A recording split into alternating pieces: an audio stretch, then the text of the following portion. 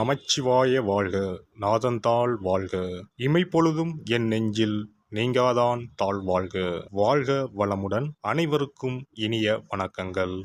கடன் இல்லாத மனிதனே இல்லை. பணக்காரனுக்கும் கூட அவன் தகுதிக்கு ஏற்ப கடன் நிச்சயமாக இருக்கும்.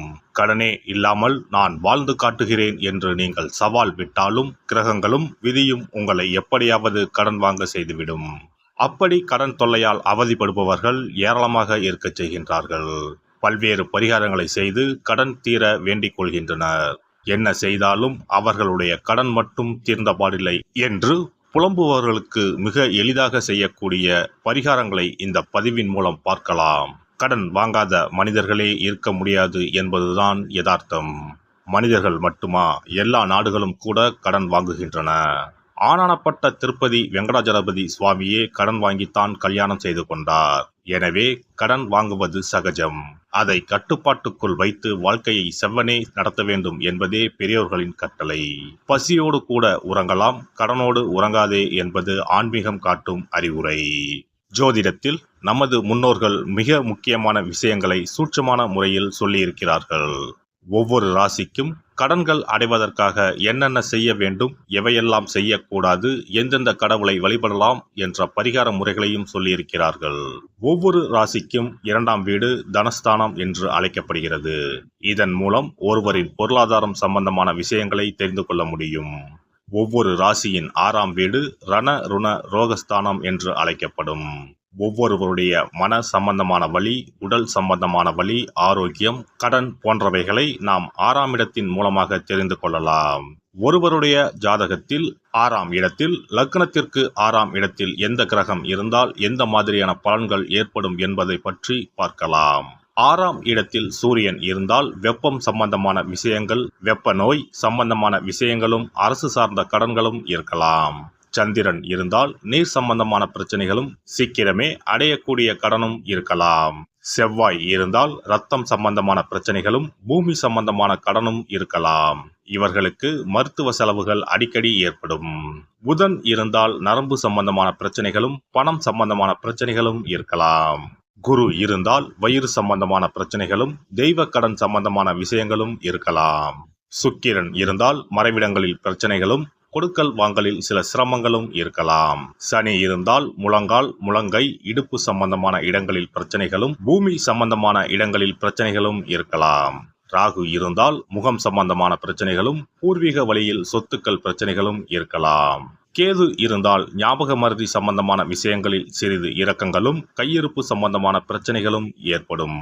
இனி உங்கள் ராசிக்கான கடன் தொல்லை நீக்கும் வழிபாடுகள் என்ன, ஆன்மீகம் காட்டும் பரிகாரங்கள் என்னென்ன, செல்ல வேண்டிய ஸ்தலம் என்ன என்பதனை பற்றி காண்போம்.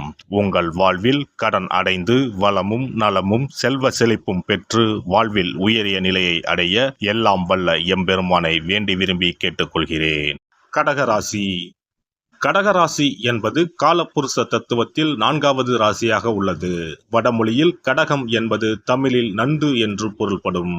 இவர்கள் இயற்கையிலேயே அதிகம் உணர்ச்சி வசப்படக்கூடியவர்களாக இருப்பார்கள். கருணை உள்ளம் கொண்டவர்கள் மனசாட்சிக்கு விரோதமான காரியங்களை செய்ய மாட்டார்கள். இவர்களுக்கு தனாதிபதியாக சூரியனும் ரண ருண ரோகாதிபதியாக குருவும் வருகிறார்கள். கொடுத்த வேலையை சரியான நேரத்தில் சரியான முறையில் முடிப்பதே இவர்களின் சிறப்பு. பணவரவு இவர்களுக்கு நன்றாகவே இருக்கும். வாழ்க்கை துணை மூலம் செல்வாக்கான வாழ்க்கை வாழ்வார்கள். மனை வாங்கி வீடு கட்டுவதை விட கட்டிய வீட்டை வாங்குவது அதிர்ஷ்டம் தரும். இவர்களுக்கு வளர்ப்பிறையில் திங்கள் வியாழன் ஆகிய நாட்களிலும், தேய்பிறையில் புதன் வெள்ளி ஆகிய நாட்களிலும் கடன் வாங்குவது, கொடுப்பதை தவிர்ப்பது நல்லது. கடன் அடைவதற்கான பரிகாரம்: ராமரை வழிபட்டால் நன்மைகள் ஏற்படும். மேற்கு, வடக்கு ஆகிய திசைகளில் நின்று கடனை அடைப்பது நன்மை தரும். திங்கள் வியாழன் ஆகிய கிழமைகளில் கடன் அடைப்பதை தொடங்கினால் சீக்கிரம் கடன் அடையும். கடகராசிக்காரர்கள் குருஹோரையில் எந்த ஒரு விஷயத்தை செய்தாலும் அவர்களுக்கு நன்மை வந்து சேரும். கடன்கள் அடைபடும் காலகட்டமும் இதுதான். குரு ஹோரையில் இவர்கள் சிறு பகுதி கடன்களை அடைக்க தொடங்குவது இவர்களுக்கு மாற்றத்தை கொடுக்கும். சிவனை வணங்கி வருவது நன்மையை கொடுக்கும். செல்ல வேண்டிய ஸ்தலம் கரூர் பசுபதீஸ்வரர் கோவிலுக்கு சென்று பசுபதீஸ்வரரை தரிசித்து வாருங்கள். இந்த தலம் கரூர் மாவட்டத்தின் தலைமையிடமாக அமராவதி ஆற்றங்கரையில் அமைந்துள்ள நகரின் மைய பேருந்து நிலையத்துக்கு மிக அருகாமையில் அமைந்துள்ளது. ஒவ்வொரு ஞாயிறும் சிறிது வெள்ளக்கட்டியை ஓடும் நீரில் விடவும், ஞாயிறன்று அச்சு வெள்ளக்கட்டியை குரங்குகளுக்கு கொடுத்து வரவும் கடன் சுமை குறையும். சிறப்பு வழிபாடு. குலதெய்வ வழிபாடு குறைகளை தீர்க்கும்.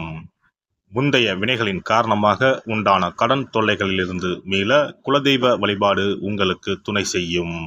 3 பௌர்ணமிகள் தொடர்ந்து குலதெய்வ வழிபாடு செய்து வந்தால் கடன் தொல்லை படிப்படியாக குறையும். ஆண்டுக்கு ஒரு முறையாவது கட்டாயம் குலதெய்வ கோவிலுக்கு சென்று வர வேண்டும். குலதெய்வ கோவில் தூரமாக இருப்பவர்கள் அல்லது குலதெய்வமே தெரியாதவர்கள் 5 முக விளக்கு வைத்து நெய்யிட்டு தீபமேற்றி முடிந்த அளவு படையலிட்டு வழிபட வேண்டும். இப்படி 9 பௌர்ணமிகள் வழிபட்டு வந்தால் கட்டாயம் கடன்கள் அடைபடும். அது மட்டுமின்றி வரவேண்டிய கடன் பாக்கி இருந்தாலும் வசூலாகும். சங்கடங்கள் தீர்க்கும் சக்கரத்தாழ்வார் வழிபாடு. சனி மற்றும் புதன்கிழமைகளில் பெருமாள் கோவிலுக்கு சென்று அங்குள்ள சக்கரத்தாழ்வாரை தரிசித்து மனமுருகி வேண்டுங்கள். பிறகு அவரை 12 முறை வலம் வந்து வழிபடுங்கள். துளசி மாலை சாற்றி வேண்டிக் கொள்ளுங்கள். நிச்சயம் கடனால் உண்டான சங்கடங்கள் நீங்கும். கோமாதா வழிபாடு குறைகளை தீர்க்கும். செல்வத்தின் அம்சமான கோமாதாவின் வழிபாடு உங்களை நிச்சயம் காக்கும். காலையில் விழித்ததும் பசுமாட்டை காண்பது தீர்வு கொடுக்கும். மேலும் ஒரு முறையாவது பசுவுக்கு கீரையும் பழமும் கொடுப்பது நல்லது. திருமகள் உரையும் பசுவின் பின்புறத்தை தொட்டு வணங்குவதும் செல்வம் சேர வழி தரும். குளிகை நேரத்தில் வாங்கிய கடனில் ஒரு பங்கை அடையுங்கள். நிச்சயம் முழு கடனும் தீரும். அதுபோல குளிகை நேரத்தில் கடனை வாங்காதீர்கள். அடகு வைத்த நகைகள் வீடு வந்ததும் நன்கு சுத்தம் செய்து மஞ்சள் நீரில் போட்டு பூஜை அறையில் ஒரு நாள் வைத்த பிறகே உபயோகப்படுத்துங்கள். வீட்டை எப்போதும் சுத்தமாகவும் தெய்வ கடாட்சமாகவும் வைத்துக் கொள்ளுங்கள். திருமகள் தங்கும்படி உங்கள் சுற்றமும் செயலும் இருக்கும்படி பார்த்து கொள்ளுங்கள். கடன் தீரும் வரை பூஜை அறையில் மஞ்சள் பொடியால் அக்ஷயம் என்று எழுதி வாருங்கள். தோரண கணபதியை அன்றாடம் விளக்கேற்றி வழிபடுங்கள். சதுர்த்தி நாட்களில் நைவேத்தியம் சமர்ப்பித்து வழிபடுங்கள். நிச்சயம் கடன் தீரும். ருண விமோசன பைரவர் வழிபாடு கட்டாயமாக உங்களின் எல்லா கடன்களையும் தீர்க்க உதவும். அதுபோல பிரதோஷ வழிபாடு நிச்சயம் எத்தனை பெரிய கடன்களையும் படிப்படியாக தீர்க்க உதவும். அதுபோல பஞ்சமி தினத்தில் அம்பிகையை எண்ணி விளக்கேற்றி வழிபட்டால் கடன் பிரச்சனைகள் தீரும். வெண்கலம் அல்லது பித்தளை விளக்கு வாங்கி வசதியில்லாத சிவாலயத்துக்கு தானம் கொடுக்கலாம். செவ்வாய் பகவானின் திருவருள் இருந்தால் கடன் இல்லாத வாழ்க்கை அமையும். விரய செலவுகள் குறையும். எனவே செவ்வாய் தோறும் செவ்வாயின் அதிபதியான முருகப்பெருமானை வணங்கி வேண்டலாம். சஷ்டி கவசம் பாடி சஷ்டி விரதம் இருப்பதும் கடன் சுமைகளை அறவே ஒழித்துவிடும். எல்லாம் வல்ல இறையருளால் நீங்களும் உங்கள் அன்பு குடும்பமும் உடல் நலம், நீலாயுள், நிறை செல்வம், உயர் புகழ், மெய்ஞானம் ஓங்கி வாழ்க வளமுடன். இந்த வீடியோ பதிவு உங்களுக்கு பிடித்திருந்தால் லைக் பண்ணுங்க, கமெண்ட் பண்ணுங்க, ஷேர் பண்ணுங்க. மறக்காம சப்ஸ்கிரைப் பண்ணுங்க. பக்கத்துல இருக்கிற பெல் பட்டனை கிளிக் பண்ணுங்க. நன்றி, வணக்கம். ஓம் நமச்சிவாய. சிவாய நம.